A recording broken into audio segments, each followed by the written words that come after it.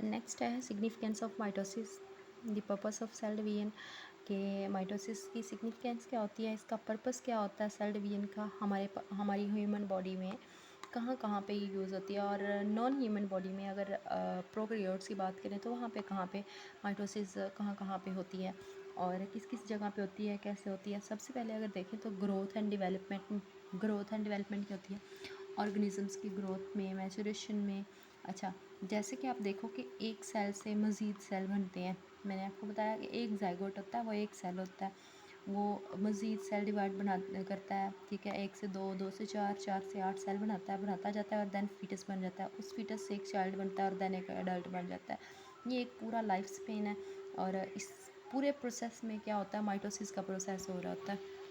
अगर हम सेकंड बात करते हैं सेल रिपेयर, टिश्यू रिन्यूअल, ठीक है। इसमें क्या होता है कि हमारे जो सेल्स डैमेज हो जाते हैं ना, जैसे कि हमारी बॉडी में कहीं पे वॉन्ड हो गया, कोई ज़ख़म हो गया, तो उसको रिपेयर करने के लिए माइटोसिस का प्रोसेस होता है।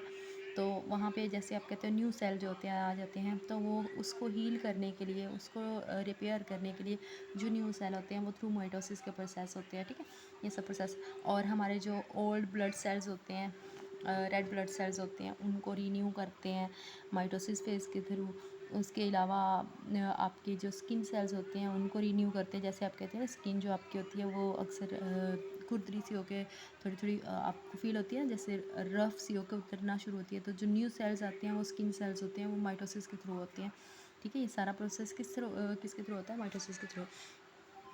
एसेक्सुअल रिप्रोडक्शन किस में होती है, प्रोकैरियोट्स में होती है, और इसमें reproduction in single celled organisms होता है। फॉर एग्जांपल अमीबा में क्या होता है, बाइंडरी फिजन होती है।